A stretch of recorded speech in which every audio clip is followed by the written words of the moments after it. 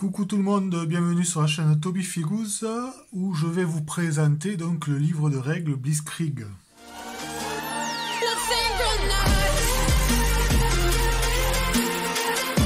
Donc voilà, aujourd'hui je vais vous présenter donc le livre de règles Blitzkrieg qui a été donc créé par Hervé Caille. C'est un livre de règles donc sur la Seconde Guerre mondiale, bien sûr, totalement en français, donc une édition française. Il a été édité donc par Onyx Édition. Nous sommes sur la version 3, sachant que la première version est sortie en 2006. La version 3, donc, elle date déjà de 2016. Mais je viens de le découvrir, et franchement, c'est un livre de règles, c'est une règle de jeu qui est vraiment excellente. Excellente dans le sens où c'est que on n'est pas bloqué au niveau du jeu, très facile, mécanique du jeu et tout ça est très facile. Et par contre, ce qui est intéressant, c'est qu'on se rapproche vraiment de la réalité. On se rapproche vraiment de la réalité terrain. Nous allons le découvrir au fur et à mesure donc de ce petit aperçu. Donc, nous avons un livre qui contient 240 pages, une couverture ici souple, très jolie, épais, d'un carton épais, glacé.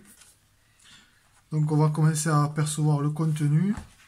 Donc dans le livre, vous avez à disposition des fiches de référence, donc 2 pour chaque camp, voilà, pour chaque joueur. Vous savez que là, vous avez un récapitulatif de l'ensemble des règles. Voilà, quand on joue, après, c'est plus facile que de reprendre le livre, malgré que dans ce livre, vous avez une partie index qui vous permet également de retrouver rapidement les articles que vous avez besoin. Donc, 2 fiches de référence, cartonnées, carton épais, super bien réalisé. Là, RVK, il nous a fait vraiment un boulot sur ce livre de règles. Il nous a régalé, c'est vraiment très très bien. Donc voilà, la première page. Donc nous sommes sur un papier assez épais, glacé, vraiment de très très bonne qualité. Donc là nous avons le sommaire.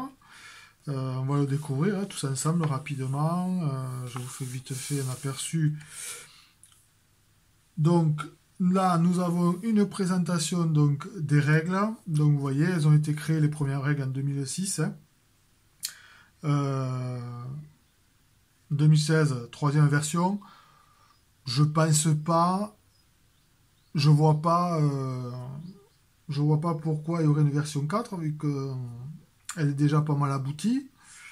Peut-être aussi il y aura, enfin je sais pas ce que Hervé compte en faire, mais peut-être qu'il y aura des mises à jour par rapport au scénario, peut-être des scénarios, parce que déjà dans ce livre-là, il y a déjà pas mal de scénarios historiques qui nous sont proposés. Et il y a également la possibilité de générer des scénarios. Vous allez voir comment. C'est vraiment bien monté, bien fait. Moi, c'est un livre de règles qui me régale. Voilà. Donc dans la première page, donc présentation. Ensuite, on va parler donc de l'échelle du jeu. Alors ce jeu est très varié au niveau des échelles. On va pouvoir jouer du 6 mm au 28 mm. C'est juste après le soclage qui va changer. Concernant le 28 mm, donc, on ne sera plus sur des socles carrés, on gardera le soclage donc, de la figurine. Voilà. Pour le 28 mm, donc, une figurine correspondra à une section. Voilà, c'est tout. Une section, et on va pouvoir ensuite... Alors, une figurine correspondra à une unité, et avec ces unités, on va pouvoir monter des sections. Pardon. Voilà.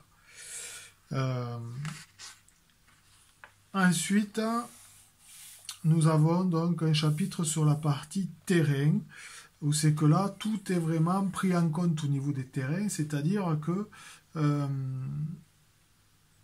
jusqu'à les niveaux, ça c'est un point qui a été mis en avant sur cette règle, c'est les niveaux. Donc on se retrouve avec des niveaux -1 jusqu'à 5+.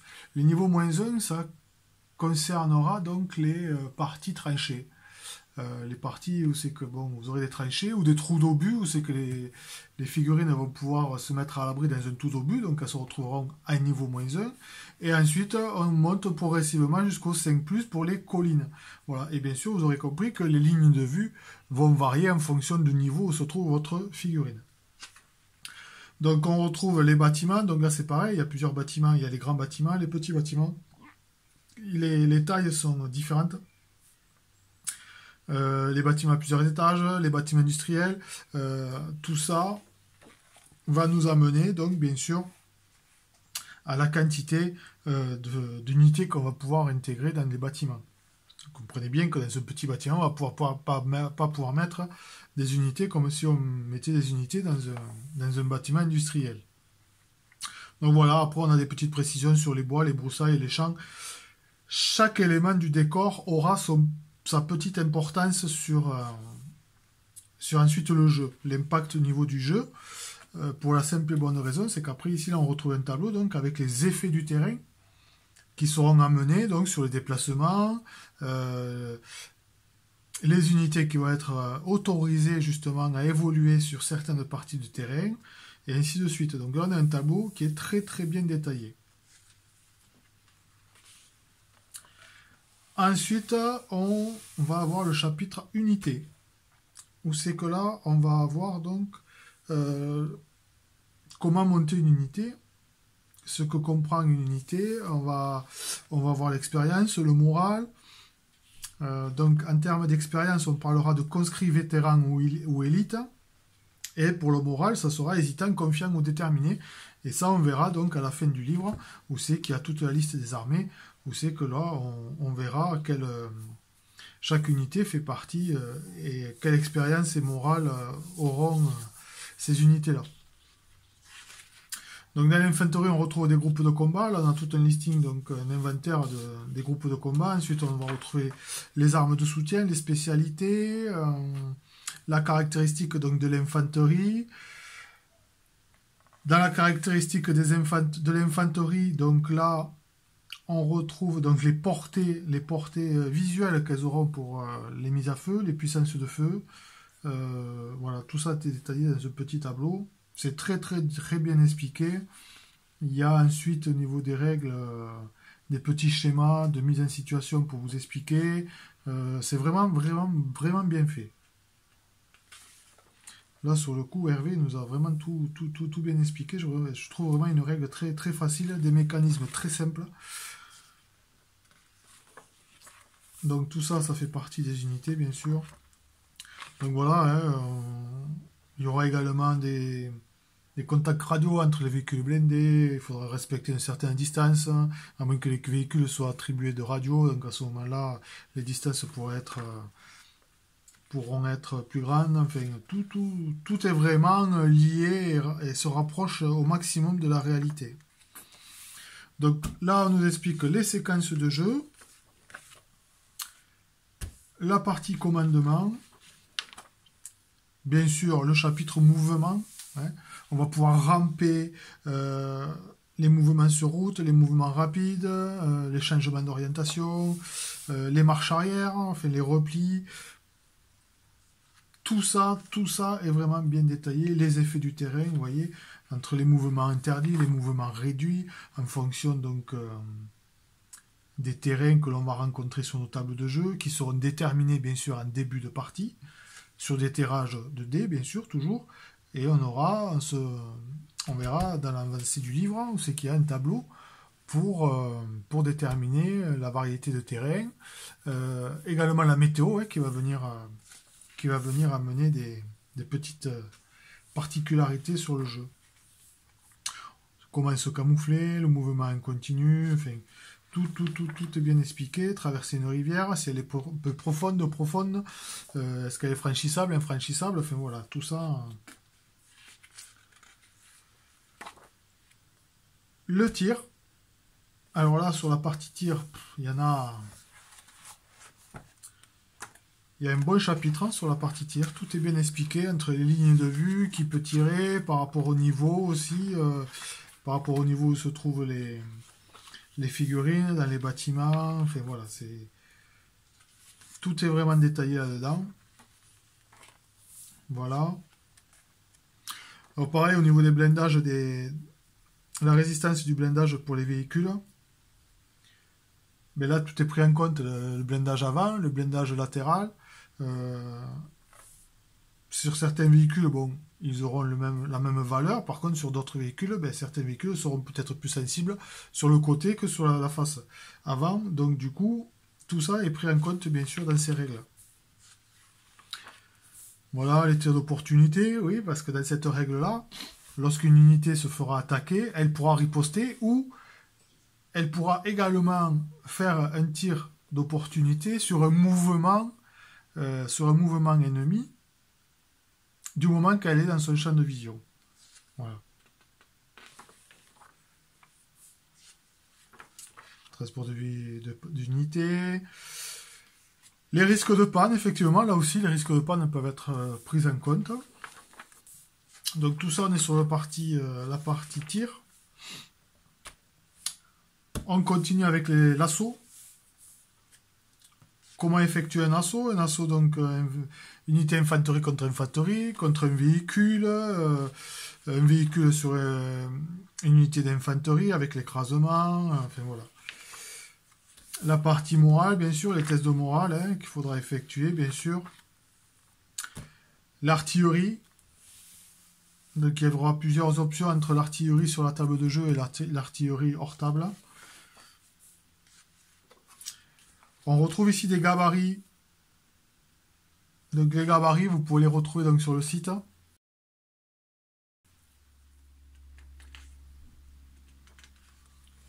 Voilà, l'aviation. Voilà, dans cette règle, nous avons une option aviation. Bien sûr, l'aviation n'en rentrera pas en jeu comme ça. Hein, ça sera sur des tests d'ordre avec des lancers de dés.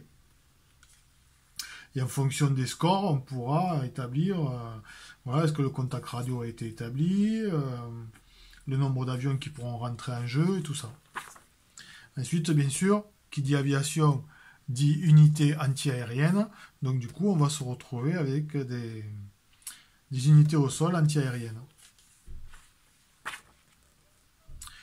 Les fortifications, les retranchements avec les sacs de sable, les tranchées, les bunkers. Tout ça est bien détaillé, les barricades. Dans les règles spéciales, donc, on va voir la cavalerie. La règle spéciale pour la reconnaissance, les parachutistes. Dans cette règle, donc, nous avons une règle spéciale pour les parachutistes. Donc, vous voyez, là, pareil, ces logos-là, on peut les retrouver en téléchargement. On se retrouve donc avec des risques au niveau de la dispersion. Enfin, voilà, sur les lancers de dés pour le parachutage, c'est vraiment bien fait. Les planeurs, les snipers. Alors, chapitre aussi, très très très intéressant, ce sont les scénarios. Donc, on a 10 scénarios historiques hein, qui nous a été proposés par Hervé. Donc là, on retrouve la légende donc, pour les cartes. Et voilà, donc le type de scénario historique, donc avec une petite explication donc, de l'histoire.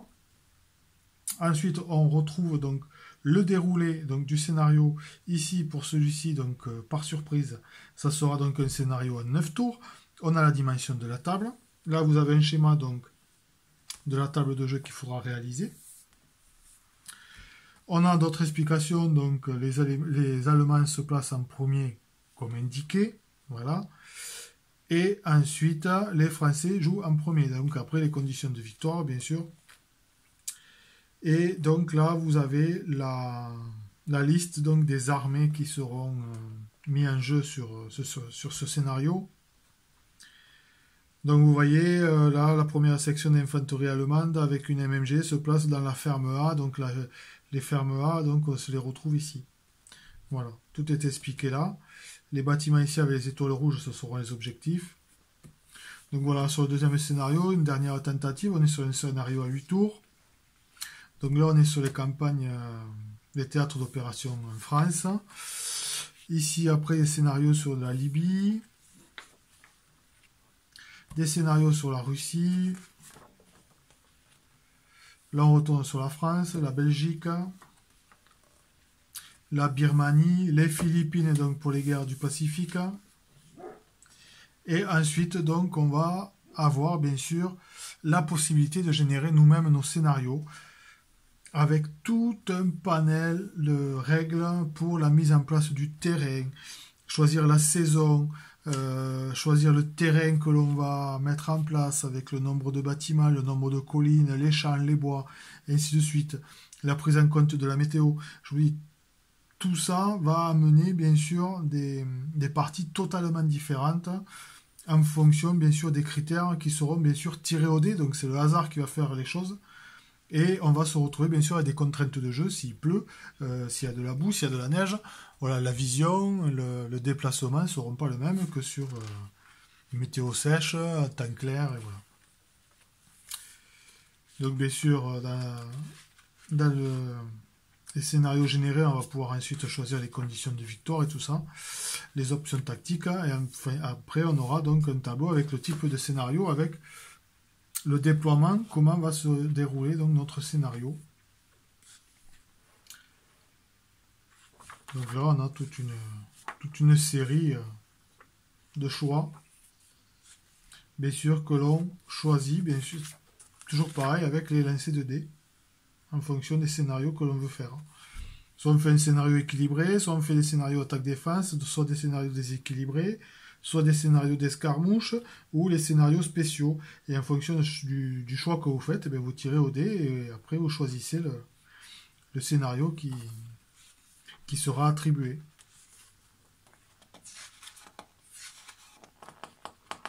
Il y a de quoi faire, hein, il y a de quoi faire. Ensuite, donc là on arrive dans l'organisation. L'organisation de nos unités, de nos armées, et bien sûr on va arriver dans les pages où c'est qu'il y a les tableaux avec tous les détails des armées. Hervé nous a fait un travail là exceptionnel. Alors, l'organisation, nous avons des groupes tactiques, hein, des compagnies à mettre en place avec des sections. Donc comme je vous ai expliqué, bon, moi je joue principalement avec du 28 mm. Donc pour moi, une section sera composée, donc la section est composée de 3 unités. Voilà. Et les unités, ben, ça sera donc une figurine. Voilà. Une figurine en 28 mm correspond à une unité. Et vous avez donc 3 unités par section, et la compagnie donc est composée de 3 sections. On peut ensuite rajouter bien sûr d'autres unités à cette compagnie, hein. On va voir en détail. Alors on commence donc ici avec la partie des armées allemandes. Là vous avez toute une explication sur l'évolution de l'armée allemande. Tout ça est fait pour chaque armée. Il y a un paragraphe où c'est qui nous explique donc Hervé l'évolution au cours de la guerre par rapport à l'évolution de l'armement et ainsi de suite. Et donc là, voilà, pour la partie allemande, vous avez les troupes, les différentes troupes. Et voilà donc les compositions des armées, des compagnies. Donc vous voyez que les parties sombres, en fait, c'est ce que compose au minimum la compagnie. Et à ça, on peut y rajouter donc des options. C'est que là, vous avez les dessins en plus clair. Voilà. Et bien sûr, vous avez le tableau des points. Alors, si vous faites des scénarios, ce qui est intéressant aussi, c'est que si vous faites des scénarios en cohésion entre un scénario à l'autre, vous pouvez partir sur des réductions. Faire jouer, mettons, la même compagnie sur un scénario. Et sur le scénario d'après, vous pouvez continuer à prendre la même compagnie. Et par contre, vous partez sur une réduction à 2 sections. Donc du coup, vous avez moins de points. Ça met un petit piment supplémentaire donc, dans la partie jeu. Donc voilà pour la partie allemande. C'est vrai que l'armée allemande était quand même bien chargée. Voilà, donc là on était sur la partie infanterie. Après on a la partie des blindés. Voilà. avec des tableaux toujours bien expliqués, le nombre d'unités que vous pourrez avoir en fonction des catégories. Oui, voilà, si on prend la partie char léger, le Panzer II, donc dans les chars légers, on pourra en avoir, si vous voulez monter une unité de Panzer II, ça sera au minimum 3, au maxi 5. Voilà. Si on prend, qu'est-ce qu'on va prendre? Dans les chars d'assaut.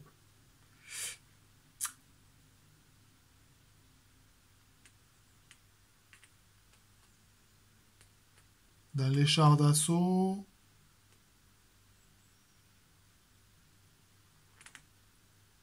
le Panzerjäger, mettons, vous voyez, on peut avoir 2 minimum et 4 maximum. On ne fait pas non plus...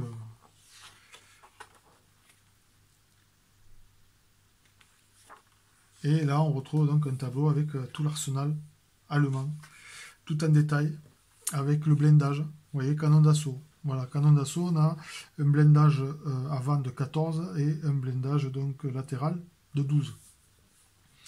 Sur un Stug 3, on se retrouve avec donc une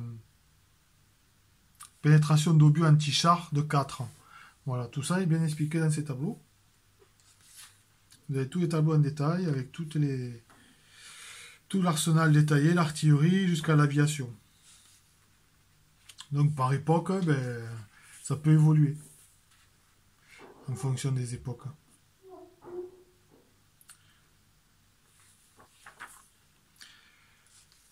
L'Union soviétique, donc l'URSS, pareil, une partie donc explicative par rapport à l'évolution de l'armée pendant la guerre. Et on retrouve pareil des tableaux, c'est différent en fonction des armées, bien sûr, mais on retrouve pareil des tableaux explicatifs. Là, vous voyez la compagnie fusilier soviétique, elle, par contre, elle est composée de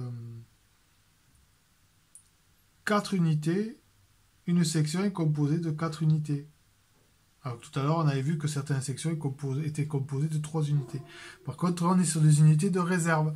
Donc les unités de réserve, ce seront des bleus, on va dire. Hein, voilà.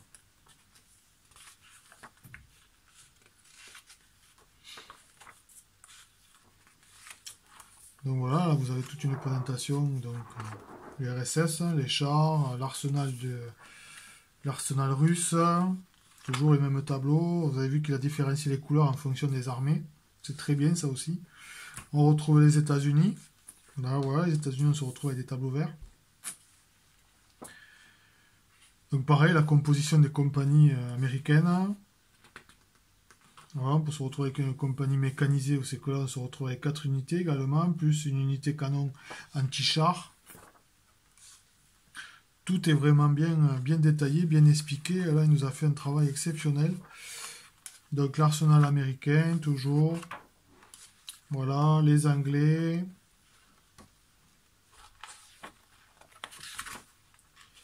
Les unités anglaises.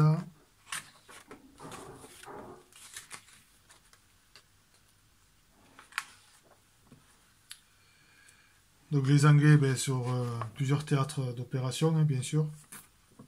Les tableaux donc, de l'arsenal anglais. Ensuite, on va avoir nos petits Français. Voilà. Ça a été ce que ça a été, mais bon, ils sont là quand même. Donc vous voyez, on retrouve donc la composition de la compagnie d'infanterie, alors bien sûr, en début de guerre. Et on va avoir également la possibilité de monter, donc pour la fin de guerre, on aura des unités de résistance. Voilà. Alors, nos petits chars français, la section donc les batteries d'artillerie et bien sûr les tableaux d'arsenal français, qui n'est pas forcément très développé, mais bon. Dans ce livre de règles, on a des Français, on a des Italiens également. Voilà. Si vous voulez faire des scénarios avec l'axe, nous avons les Italiens. Voilà, l'arsenal italien. Et bien sûr le Japon, où c'est que là on va pouvoir faire des scénarios sur les guerres du Pacifique. Voilà la composition donc des unités japonaises.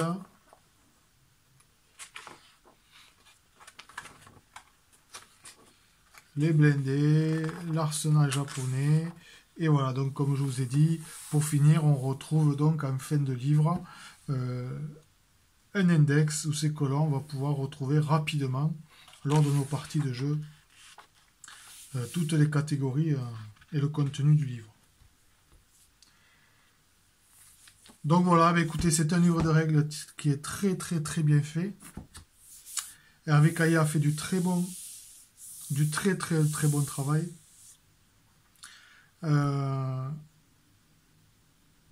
Si donc vous souhaitez retrouver ce livre de règles, vous trouverez donc le lien de la boutique dans la description.